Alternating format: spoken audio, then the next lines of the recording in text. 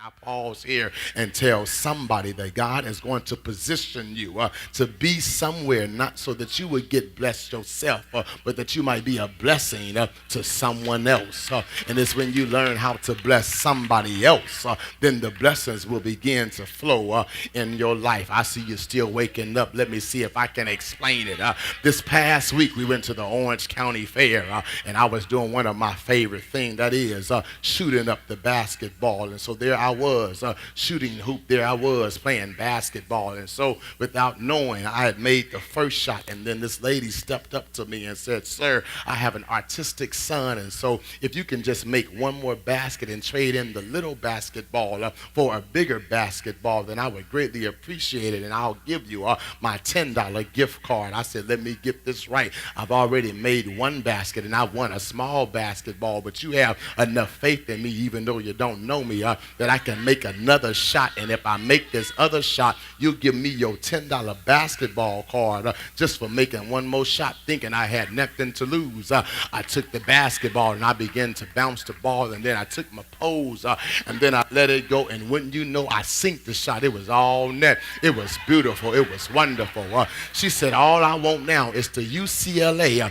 basketball." So I traded in the small basketball for a UCLA basketball, and I gave it to her son, and he was so excited and she was so excited. And then she gave me her $10 card. I took the $10 card and I put it on the game. That meant I now had 8 shots left, because the man said you can take the first 2 shots off her card.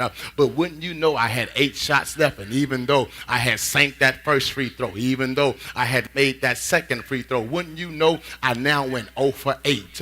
And so there I was now, watching me, there I was now wondering, "God, how is it that I made the first 2 baskets and won a basketball for this young man that I didn't even know, but now I've gone 0 for 8 and I can't walk away with anything?"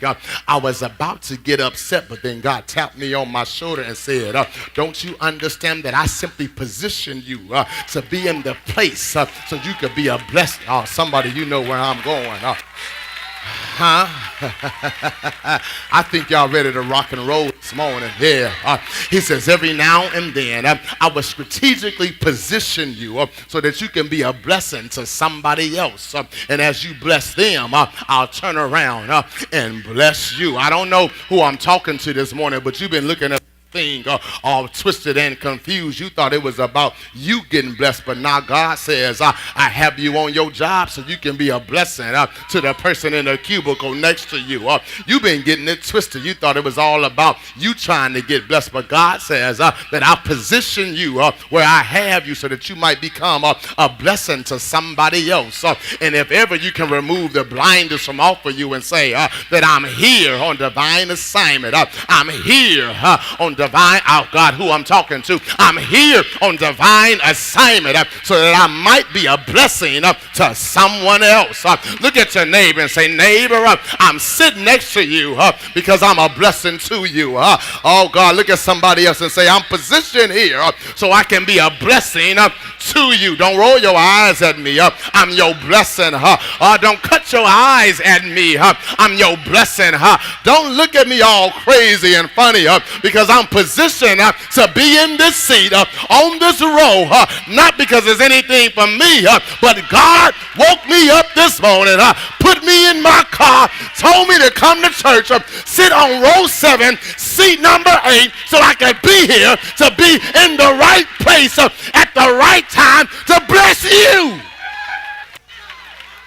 I've been positioned to be here to be a blessing to somebody else. But the text says he was a great man because he won many victories for his master. But the text also lets us know that even though Naaman was a great man, he had leprosy.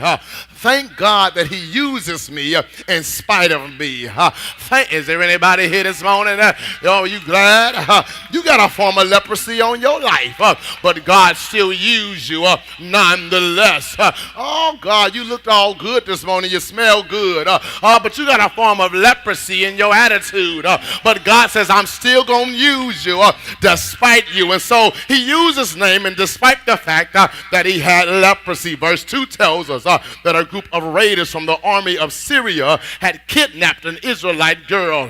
But the Israelite girl had made up her mind that rather than be a victim, I'm going to be a victor. And so she turns her pit of depression into a pulpit of declaration.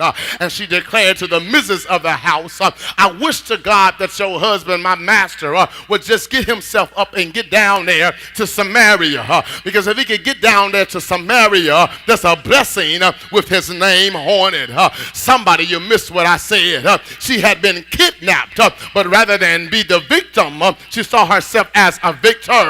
Rather than complain about the pit of depression she was in, she turned her pit into a pulpit of declaration and said, if this man whose servants kidnapped me, I know what he's done to me, but I've been positioned here to be a blessing to him. I know he's mistreated me, but I've been positioned to be here. I know he done me wrong, but I've been positioned to be here to be a blessing to him. If ever he would get himself up and get down there to Samaria, there's a man down there that can make sure that he's cured of his leprosy. I'm simply trying to tell somebody that if ever you learn to see the best in your situation, God will make the best of your oh God, I felt that in my spirit.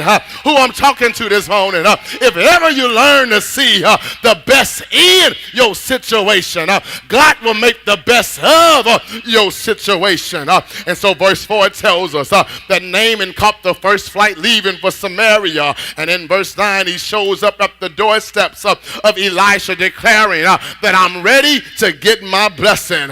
He goes to the door, says, man, God, I'm here to get my breakthrough. I'm here to get my miracle. I'm here to get what's in store for me. And in verse 10, Elisha don't even come to the door, but he sends his porter and says, tell him that I said, go dip 7 times in the Jordan River. Naaman almost missed his blessing. He says, hold up, wait a minute. I'm a great man because I run with great men, and I've come down here to see this great man, and he don't even come see me. But he sends his butler to the door to tell me to go dip in the pool 7 times and then come back and check in with him. After I done took the prescription, Naaman said, he don't know who I am. And Naaman almost missed his blessing. And somebody, I'm trying to tell you, don't miss your blessing because it don't come wrapped the way you thought it was going to come wrapped. Don't miss your blessing because it's not looking like you thought it was going to look. Don't miss your blessing because it's not smelling like you thought it was going to smell. Don't miss your blessing because sometimes blessings, while you're looking for them to come all grand, don't come in a small package. Don't miss what God is trying to do in your life. Naaman has an attitude and he's about to miss out on this blessing. He's about to miss out on a life-changing moment in his life. But thanks be to God that verse 13 tells us that Naaman has surrounded himself with good company. He surrounded himself with a group of men that said, man, if the man of God had come out here and told you to jump on one leg, if the man of God had come out here and told you to spin around 3 times, if the man of God had told you to get in a $100 healing line, if the man of God had told you to do this or do that, you would have did it. But because he told you to take your dirty self and go dip in some dirty water, you now think you too good for that. Hold up, Naaman. You done came all the way to get a breakthrough, and check this out, boy. You ain't got nothing to lose anyway. So if you dip down 7 times and come up, then you're still dirty. Well, you was dirty when you went in, so you didn't lose anything, but you've got everything to gain. And somebody, can I push pause right here and tell you this morning, you ought to give God a praise in the midst of your sickness. You ought to give God a praise in the midst of your pain. You ought to give God a praise in the midst of you going through. I mean, after all, you're still going through it. After all, you still got pain in your body. After all, you still don't feel good. What else do you have to lose? You might as well go for broke. You might as well shout. You might as well praise. You might as well lift up your hands. You might as well say, for God I live. And for God, what else do I have to lose? I might as well lose my mind. I might as well go ahead and dance. I might as well shout. What else do I have to lose?